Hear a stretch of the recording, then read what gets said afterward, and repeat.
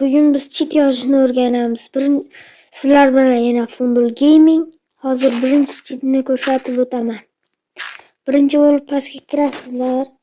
Bedrock chiqquncha. Keyin esa bu yerdan fil deb yozasizlar. Oxirgilar ikkita bo'lishi kerak.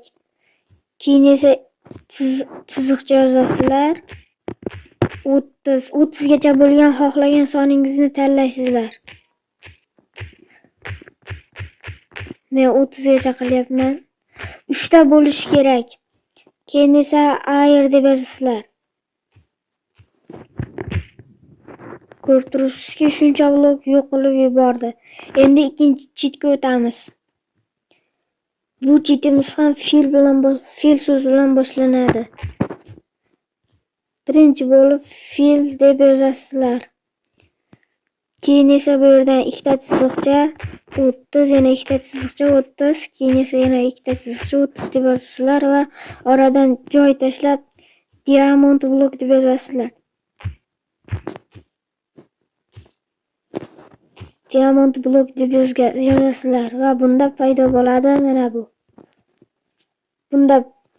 Bu juda ham katta diamond bloklari, devorlar. Bu cheat o'zimga ham yoqadi. Shuning uchun foydalanishni tavsiya beraman.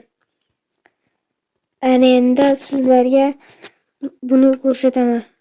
Sizlar Wildhair degan joydan yomg'irli havo yoki yomg'irli havoni yo'q qilishingiz mumkin.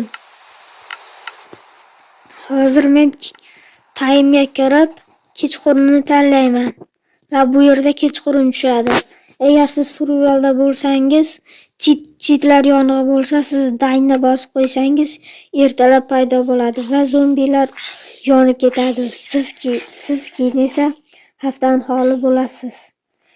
Kanalimizga obuna bo'lib, like bosib qo'yinglar. Video shu joyda tugaydi.